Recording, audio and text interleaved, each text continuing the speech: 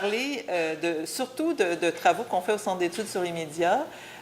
C'est des éléments de données, de contexte qui viennent, je pense, surtout renforcer ce qui a déjà été dit et j'espère peut-être apporter quelques éléments complémentaires.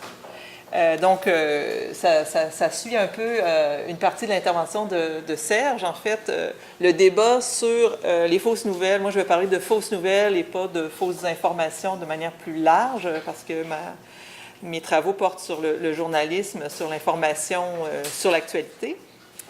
Donc, les fake news, pour les appeler comme ça, le débat a vraiment été accéléré, amplifié par 2 votes. On oublie peut-être parfois le Brexit qui a donné lieu à l'expression post-vérité dans un éditorial de Catherine Viner, qui est la rédactrice en chef du Guardian en 2016.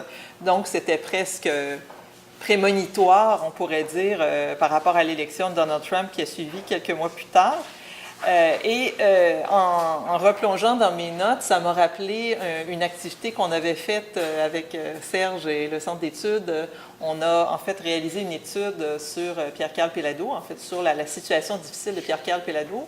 Et en faisant notre recension, on est tombé sur une étude très intéressante faite par le chercheur italien Paolo Mancini sur Berlusconi. Donc, on s'entend, Péladeau n'est pas Berlusconi, j'aimerais que ce soit enregistré au procès-verbal, mais Berlusconi est présenté est conçu dans cette étude-là comme un personnage qui concilie ou qui rassemble plusieurs caractéristiques qu'on retrouve aussi chez Donald Trump, c'est-à-dire que c'est un homme de télévision, un homme du spectacle, un homme d'affaires, un homme tout à fait atypique qui sort des normes, qui présente une persona qui est au milieu du bon père de famille, responsable, rationnel, qu'on s'attend habituellement d'un homme d'État. Et donc, comme tu le disais si bien, Serge, la controverse, il s'en nourrit. On a constaté ça, le Parti républicain a même constaté ça sans vraiment pouvoir l'arrêter. L'étude de Mancini suggère que c'est un profil qu'on va peut-être voir plus souvent en politique. Bon, Berlusconi, il a fait 2 ou 3 mandats, je ne me souviens plus, mais ils ont fini par s'en défaire. Dans le cas de Trump aussi, forcément, il y a un maximum de 2 mandats. Mais au-delà de l'individu, il y a un phénomène là, qui préoccupe. Mais pour revenir à la question des informations, ça ne s'en éloigne pas quand même tant. Évidemment, il y a toutes ces inquiétudes dont on parle depuis plusieurs années maintenant. Cette forte circulation de fausses informations, notamment par l'entremise des médias sociaux. On n'a pas encore vraiment été en mesure de démontrer l'effet de ces fausses informations-là sur le vote lui-même, mais juste leur circulation inquiète. Et bien sûr, l'ingérence russe, qu'on doit encore mettre au conditionnel, semble-t-il. Et puis, les discours apocalyptiques ne se sont pas arrêtés là. On parle maintenant même de post-réalité. Et bien, j'ai bien aimé cette citation-là d'un article du Atlantic que je vous recommande qui porte sur les fake videos. En fait, les fausses vidéos, la possibilité de tronquer des vidéos avec de l'animation 3D de façon extrêmement réaliste. Il y a un faux discours d'Obama ou une simulation où on prend une vidéo d'Obama et on fait bouger seulement la bouche. Et comme Obama n'est pas très, très expressif quand il parle, ça a l'air d'être vraiment ce qu'il dit. C'est sa voix, mais c'est... Bon. Et il y a toutes sortes d'autres exemples plus ou moins inquiétants.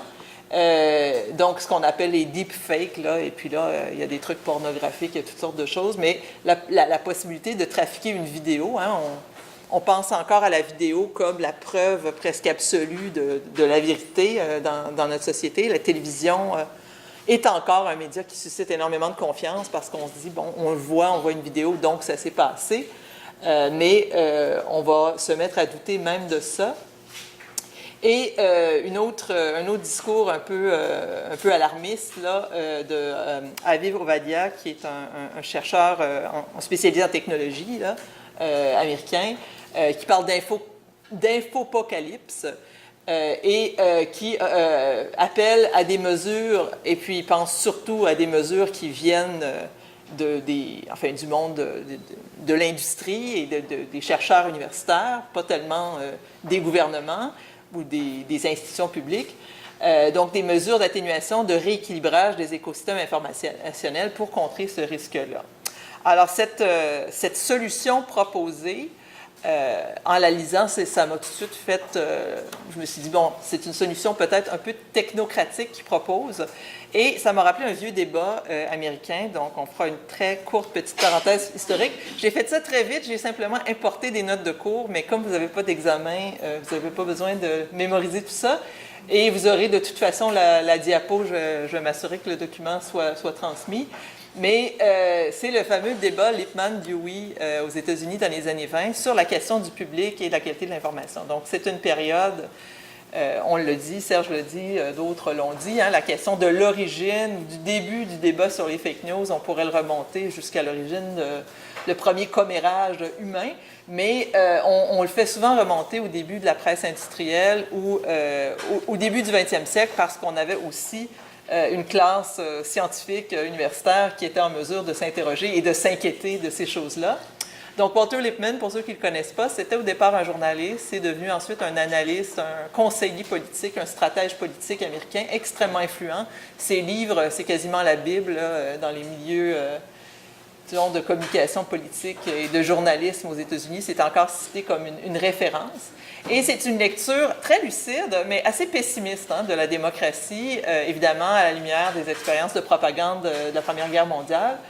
C'est à lui qu'on doit l'expression stéréotype telle qu'on l'entend aujourd'hui. Donc, pour faire court, il constate les limites des médias, les limites dans la formation des journalistes, toutes les choses qu'on constate encore aujourd'hui, pour donner vraiment une information rigoureuse de qualité. Il recommande que les journalistes puissent avoir une formation scientifique, toutes sortes de recommandations qu'on retrouve encore aujourd'hui. Et dans la colonne de droite, c'est la question du public lui-même qui devient un spectateur dans la vie publique, qui n'est plus en mesure de participer. Il ne voit que deux solutions possibles, une société ou une organisation bureaucratique, donc qui prennent en charge les affaires de la cité pour les citoyens, ou technocratique, c'est-à-dire une société gérée par des experts. Donc, on s'entend qu'on reste un peu sur notre faim, mais ça reste une analyse qui est encore, de nos jours, très pertinente. Et il y a eu une réponse, donc, de John Dewey, philosophe pragmatiste, et qui a écrit beaucoup sur l'éducation, pour le système d'éducation, et qui croyait beaucoup à la démocratie, si on veut, associative, communautaire, et qui a répondu donc à Lippmann qu'il ne fallait pas concevoir la démocratie comme une machine qu'il fallait améliorer, mais vraiment comme le principe même de la vie associative. On ne peut pas envisager une démocratie sans participation du public. Donc, un appel très, très fort et qui est encore, c'est un peu l'origine, on pourrait dire, ou en tout cas une référence encore aujourd'hui pour la culture participative, pour même une certaine philosophie d'Internet ou du numérique qui est très, très décentralisée et où chacun a le droit de participer. Donc, évidemment, en ce qui me concerne, je considère que les deux doivent être lus en complémentarité, que c'est pas, il ne faut pas prendre parti. Bon, on a une sympathie pour Dewey parce qu'il est un peu plus optimiste. Et la philosophie pragmatique, c'est pas tout simplement de dire les gens vont s'organiser puis ils vont se débrouiller tout seuls. C'est plutôt de considérer la société comme une série de problèmes à régler l'un après l'autre. On ne les réglera jamais de manière définitive, mais il faut continuer à s'y attaquer. Donc, la résolution de problèmes n'est jamais permanente. Alors, voilà, ça fait de la petite parenthèse historique, mais ça nous pose quand même dans une perspective peut-être un peu plus large sur le problème. On a parlé beaucoup de la crise des médias.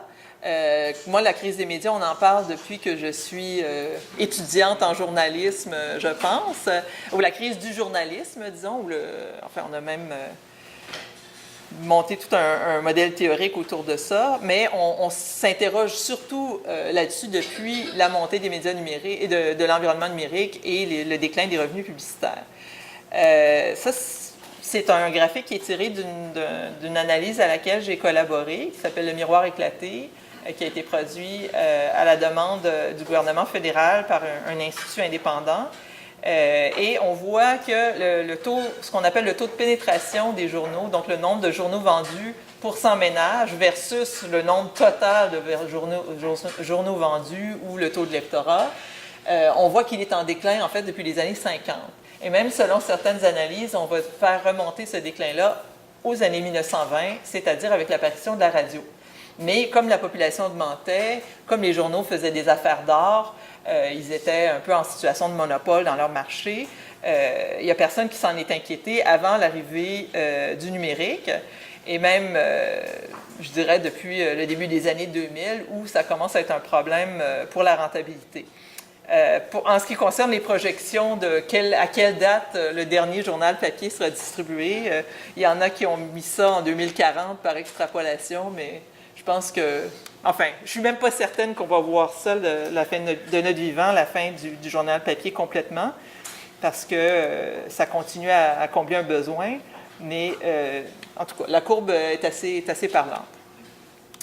Évidemment, on a parlé aussi du déclin des revenus publicitaires. Donc, la publicité passe dans l'espace numérique et que, comme on le voit, là, on a les principaux bienfaiteurs, pas bienfaiteurs, les principaux bénéficiaires dans les médias traditionnels, donc les quotidiens et les chaînes de télévision, sont très, très bas, profitent à peu près pas de la manne, alors qu'on voit que ça monte en flèche. Je pense que vous savez tous où va cet argent. Si vous ne le savez pas, vous allez l'apprendre. Mais on voit ici comment la publicité sur Internet, comment ça se compare là, par rapport aux médias traditionnels. Bon. Et bien sûr, c'est Google et Facebook qui accaparent. Bon, ça varie. Ces données-là, je pense, datent de 2015. Et je pense que ça s'est encore accentué, l'écart depuis. Je pense que c'est autour de 75-80% de l'ensemble des recettes publicitaires au Canada qui sont accaparées par Google et Facebook, qui, comme plusieurs l'ont souligné, ne produisent pas de contenu d'information ici. Donc, on a discuté de la question dans le précédent panel de la contribution ou la façon dont ces entreprises-là devraient contribuer à l'écosystème. Elles le font effectivement de manière très modeste actuellement en contribuant à des initiatives locales, le programme d'Abilo Média sur l'intégrité électorale avec Facebook et une initiative à l'Université Ryerson, mais en journalisme innovant ou je ne sais plus trop quoi. Mais plusieurs, dont je suis, seraient beaucoup plus favorables à une ponction sous forme de taxes, enfin, une ponction plus générale qui serait alors redistribuée dans l'écosystème informationnel plutôt que des petites mesures de charité là, qui viendraient de ces acteurs-là.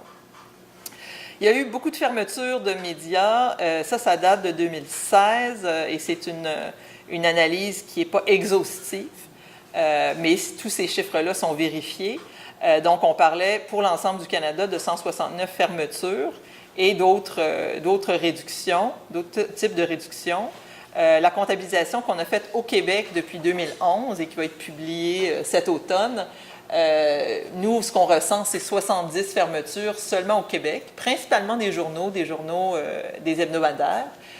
Et c'est principalement dû aux ventes par Québécois et Transcontinental de leurs journaux. Mais comme on peut voir, il y a plusieurs régions qui sont très durement touchées par ces fermetures-là. Et la disparition de ces médias-là n'est généralement pas remplacée par des nouvelles entités. Alors, on voit que c'est beaucoup l'information locale qui souffre. En ce qui concerne le temps de consommation d'information, alors on regarde ça du point de vue des usagers. Une étude qu'on a faite au Centre d'études sur les médias en 2007 et 2015 montre que le temps total, en fait, on le voit peut-être moins bien dans le graphique, mais le temps total augmente. Alors, c'est intéressant de demander aux gens combien de temps ils passent sur les différentes plateformes pour s'informer versus quelles sont les plateformes que vous avez utilisées dans la dernière semaine, dans les derniers jours. C'est plus précis. Et on voit donc que le temps global des médias numériques, là, c'est tous médias, tous supports confondus, a dépassé même la télévision qui était loin en haut. Donc, la ligne verte, c'est la télévision, la ligne orange, c'est les médias, les plateformes numériques, entre 2013 et 2015. Donc, on considère que c'est vraiment à ce moment-là que le virage s'est accentué. Et on voit donc que les autres sont plus bas et que les journaux papier, les quotidiens papier ont subi notamment une baisse assez prononcée. Bon, dans les compressions, cette diapo-là était mal placée, mais c'était simplement dire qu'encore hier, il y a eu des fermetures au Canada anglais, donc les mauvaises nouvelles ne cessent de s'aligner. En ce qui concerne donc toujours la question des pratiques des consommateurs, on participe depuis 2016 au centre d'études au Digital News Report, qui est une enquête internationale dirigée par le Reuters Institute for the Study of Journalism à l'Université d'Oxford. Donc, depuis 2016, on participe à cette enquête-là. Donc, on compile les données canadiennes. Et les Canadiens sont pas très, très disposés à payer pour l'information en ligne, que ce soit de manière directe, hein, en s'abonnant ou en achetant des contenus à la pièce ou par toutes sortes d'autres formules possibles. Seulement 9% des gens disent qu'ils l'ont fait. Et cette année, on leur a posé aussi la question concernant les dons. Alors, est-ce que vous seriez disposés à faire des dons à un média d'information, parce que c'est une question qui a été une possibilité qui a été ouverte par le gouvernement fédéral dans son dernier budget. Et on voit que ce n'est pas encore quelque chose de très, très présent, mais qui a un potentiel de croissance parce que les jeunes, hein, les moins de 35 ans, qui n'ont pourtant pas l'habitude de s'abonner à un journal, seraient disposés à faire des dons à un média d'information. C'est peut-être l'effet Guardian qui se transpose dans notre environnement. On voit aussi une certaine plus grande propension chez les lecteurs de la presse, mais c'était avant, la question a été posée avant que la presse annonce son modèle sans but lucratif. Donc, il faudra reposer la question l'année prochaine pour voir si cette annonce-là peut avoir une incidence. Les anglophones légèrement plus que les francophones également. La question des fausses nouvelles, donc quelques éléments un peu autour des questions. Donc, c'est toujours des éléments de données. C'est l'enquête d'Edelman dont Alexandre avait parlé l'autre jour. Donc, la question des fausses nouvelles, évidemment, selon la façon dont on pose la question, on va avoir des réponses peut-être un peu différentes. Ce qui est intéressant ici, c'est la comparaison avec d'autres pays. On voit qu'on est dans le jaune foncé, si on veut, là, avant l'orange pâle. Pour ceux qui ne sont pas daltoniens, mes excuses aux autres. C'est la deuxième catégorie à partir de la gauche. Donc, on n'est pas dans les pays... 65%, ça peut sembler très, très élevé, mais en même temps, quand on se compare, on n'est pas dans les plus inquiets. Donc, l'utilisation des fausses nouvelles, et des fausses informations et des fausses nouvelles comme une arme. Donc, l'utilisation stratégique, hein, comme on l'a dit, la fameuse désinformation. Alors, on revient à les données du Digital News Report. On a posé des questions donc, sur le fake news. Est-ce que les gens sont préoccupés sur la distinction entre le vrai et le faux? Juste poser la question comme ça, il me semble que c'est évident qu'on devrait dire oui, mais il y en a 60% qui sont tout à fait ou plutôt d'accord. Et là, après ça, on rentre dans différentes catégories. Donc, les récits complètement inventés à des fins politiques ou commerciales, 61%.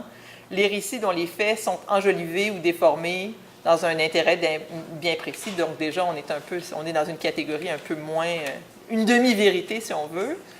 Le journalisme de qualité médiocre, bon, quand même 55%. L'utilisation du terme fausse nouvelle, par exemple, par des politiciens pour discréditer l'actualité des médias, hein, la fameuse accusation de fausse nouvelle.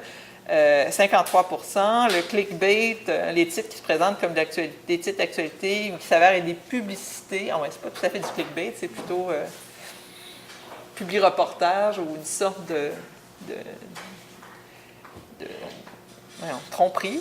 Et enfin, la satire, bien, on voit que, évidemment, personne ne s'inquiète de ça, même si on tombe parfois dans le panneau. On reconnaît que ça a une valeur.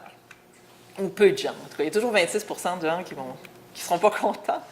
En ce qui concerne la fréquence, en fait, est-ce que les gens sont conscients hein, d'être en contact avec ces types de... Alors, c'est toujours des données auto-rapportées. C'est ce que les gens disent avoir vu d'après leur mémoire, d'après leur perception. Hein. Ce n'est pas parfait comme mesure, mais c'est quand même intéressant. Donc, il y en a quand même beaucoup qui ont noté cette utilisation. C'est difficile de la rater, d'ailleurs. Hein. Trump nous la sort quand même assez souvent, et pas seulement lui. Donc, d'utilisation des termes fausses nouvelles ou intox pour parler d'actualité qui leur déplaît. Et là, on a les autres catégories. Donc, le journalisme de qualité médiocre, ils sont 50, qu'est-ce qu'on avait dit, 55% à s'en inquiéter, mais ils sont seulement 29% à l'avoir constaté, donc un peu de baume pour les journalistes. La satire, peu de contacts aussi et peu de récits complètement inventés. Et ça, c'est la mémoire, c'est ce que les gens pensent avoir vu dans la dernière semaine. Alors, bon, je ne veux pas revenir trop sur les questions, les considérations plus générales, là, mais il faut quand même reconnaître que c'est un objet qui est difficile à mesurer, difficile à évaluer, la désinformation. Merci.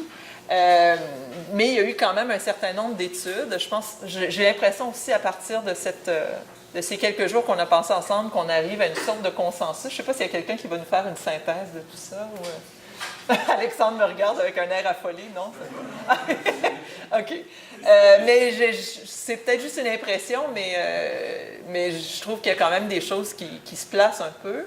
Évidemment, la question du renforcement d'opinions préétablies, ça fait quand même assez consensus dans la recherche. Toute la question des effets des médias ou des effets... mais le renforcement, je pense qu'il y a beaucoup d'arguments à la fois empiriques et théoriques pour défendre cette idée-là. Et il y a bien sûr des facteurs de vulnérabilité dont on a parlé, certaines populations, certains groupes qui sont peut-être, et pas toujours ceux qu'on pense, hein, qui sont peut-être plus un terreau plus fertile pour la désinformation. L'autre chose, c'est qu'il ne suffit pas de mesurer, hein, je pense que ça a déjà été dit, l'ampleur du phénomène des fausses nouvelles et des partages pour penser que les gens sont en accord avec ces contenus-là.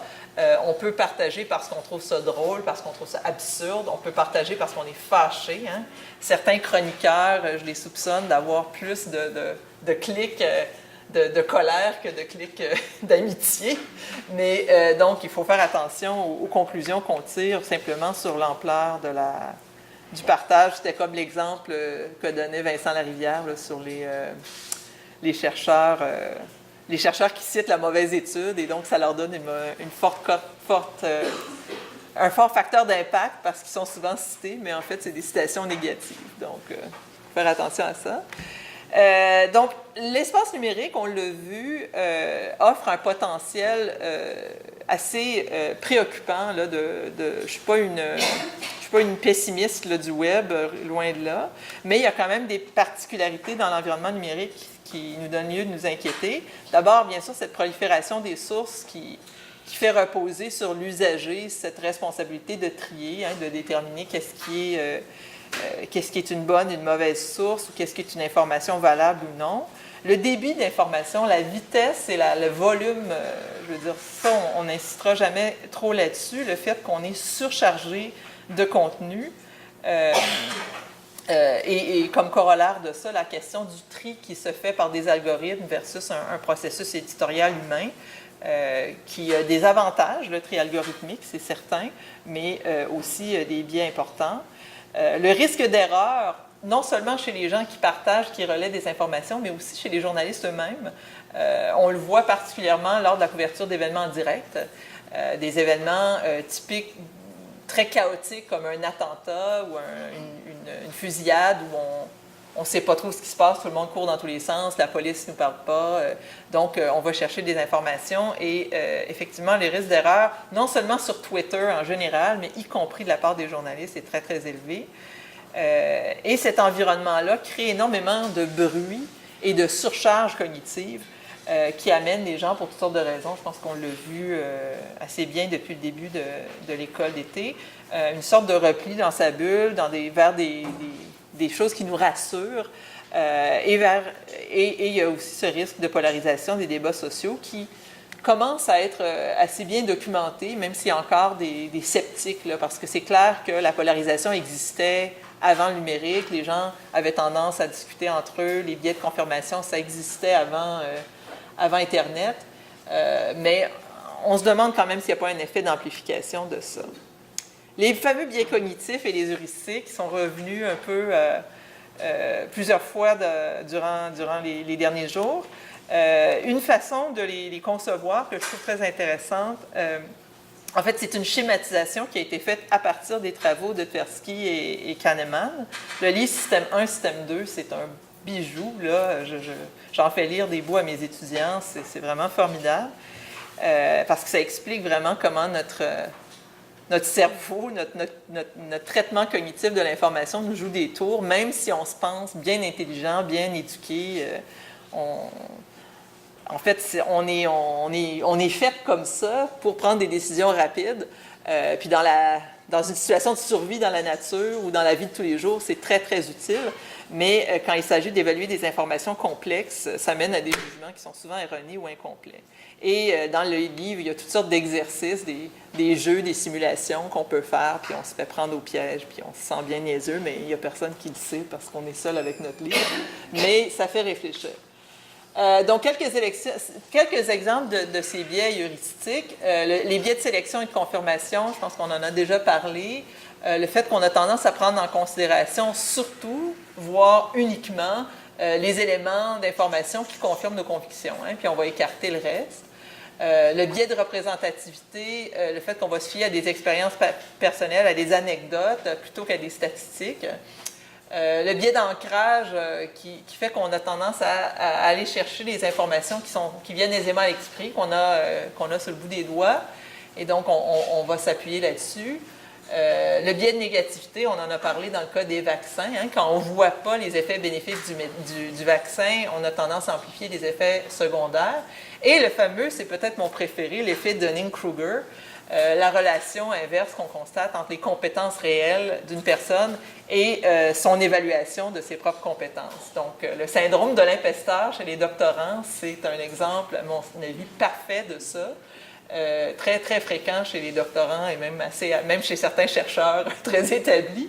Le fait que plus on en sait, plus on doute de ce qu'on sait. Et inversement, hein, moins on en sait, plus on peut être... c'est pas généralisé, mais c'est assez bien documenté. Et il y a ce magnifique schéma que je montre à mes étudiants, ça les étourdit un peu, mais c'est sur le site de la page précédente de Buster Benson. Moi, je l'ai fait imprimer et plastifier, je l'ai dans mon bureau, je trouve ça absolument magnifique. Ça nous rappelle qu'il y a ces 4 cas de figure, hein, les limites de la mémoire, la surcharge d'informations, le manque de sens et le besoin d'agir rapidement. Alors, chacun de ces éléments-là, seul ou en combinaison, nous mène à certains de ces biais-là. Et comme vous voyez, les biais répertoriés, je pense qu'il y en a 145 ou 160, mais quand on les regarde, ils sont quand même assez bien classés. On peut les regrouper dans des catégories plus larges. Mais vous voyez comment c'est presque une industrie là, de créer, c'est presque comme la table des éléments périodiques. Là. Enfin, c'est ça. Le cerveau humain, c'est une chose compliquée. Je vais aller rapidement, je pense, sur cette partie-là, parce qu'il y a plusieurs exemples dont on a déjà parlé. Je voulais attirer votre attention sur un rapport d'experts qui a été remis à la Commission européenne sur les fake news et la désinformation. Ils ont d'abord déconstruit le concept de fake news, justement pour ne pas simplifier trop l'affaire. Alors, ça ressemble beaucoup à des choses qu'on a dites ici, à la transparence, une pression sur les plateformes, sur les grandes entreprises pour qu'elles soient transparentes, pour qu'elles collaborent aussi à ça, à la lutte à la désinformation, l'éducation aux médias et à l'information, ce qu'on appelle media literacy, news literacy, des outils vraiment très concrets pour les usagers et pour les journalistes, pour leur permettre de s'adapter en continu. La protection de la diversité et de la viabilité du système médiatique, hein, des médias d'information. Et évidemment, c'est des chercheurs donc, qui vont prôner pour de la recherche, mais ils vont prôner la recherche, mais on est favorable à ça. Donc, un travail de veille et d'analyse de l'efficacité de ces mesures-là qui sont adoptées. Hein. Il ne s'agit pas simplement de les adopter, mais aussi de les évaluer en continu. Ça, c'est un projet aussi en continu que j'ai avec Normand Landry et Thierry Giasson de l'Université Laval. Je vais surtout vous parler d'un événement qu'on organise cet automne. Donc, si vous allez sur la chaire en éducation aux médias et droits humains sur le site de la TÉLUQ, vous allez voir le programme, je ne sais pas si le programme définitif est encore annoncé, mais c'est un colloque, en fait, qui va ressembler un peu à celui-ci, mais avec des perspectives internationales. Pardon? C'est parce que c'est moi qui fais le site web et il est en ligne. Le programme complet est en ligne? OK. Pas le programme complet, mais Oui, c'est ça. Mais on a les principaux conférenciers. Mais l'idée, c'est vraiment de regrouper des gens qui n'ont pas tendance à ce que José Nadia disait dans le précédent panel, des gens qui ont rarement l'occasion de se retrouver, des gens des milieux d'éducation, des décideurs, des chercheurs, des journalistes, puis j'en oublie, là, toutes sortes de gens qui sont préoccupés par ces questions-là et qui ont des approches complémentaires. C'est une formule à la fois avec des tables rondes et des ateliers, en fait, un peu comme on a fait aujourd'hui, mais avec un public un peu différent. Il reste des places, alors on peut encore s'inscrire. Je ne dirais pas voir Nadia, mais... il y a la question du fact-checking. On en a parlé, je pense, un peu. Jeff Yates, qui était ici tout à l'heure, en est un exemple. Alors, il y a un Américain qui a fait sa thèse là-dessus, le phénomène du fact-checking politique aux États-Unis. Telle qu'on la connaît, cette pratique-là, elle remonte aux années 20 dans la presse magazine. On pense au New Yorker avec ses armées de fact-checkers. Et ça s'est développé beaucoup en campagne électorale dans une période justement de grand cynisme et où les campagnes étaient extrêmement négatives et il y avait une pression, si on veut, sur les médias de faire partie un peu de la solution. De plus en plus de sites, pas seulement aux États-Unis, je parle du cas américain parce que c'est le plus développé, le plus connu, mais on en voit bien sûr des exemples au Québec, en France et ailleurs. Alors, le détecteur de rumeurs, bon là, c'est ma section promo là, des sites. Ça, c'est l'actualité qui a aussi une section, une chronique sur les faits. Le projet d'Avilo Média, le 30 secondes, hein, j'invente rien, les décodeurs. Cette infographie de la Fédération internationale des bibliothèques, très, très simple, hein, facile. Il y en avait une autre petite vidéo qui avait été faite, je pense, en Norvège. La fameuse enquête du Pew Center dont Serge nous a parlé. Donc, la capacité de distinguer les faits et les opinions. Vous pouvez vous-même faire le quiz au lien là. Oui, OK, là, je vais y aller vraiment très, très vite. Encore sur le baromètre de confiance Edelman, on voit une remontée de 17 points à l'égard des journalistes, mais on est encore seulement à 43 %. Par contre, les experts universitaires sont aussi en hausse à 63 %. J'ai bien fait de quitter le journalisme, finalement. Il y avait encore des données sur le Digital News Report, mais je vais m'arrêter là. Vous pourrez les consulter, c'est assez simple. Donc voilà, on y va pour la discussion. Merci beaucoup.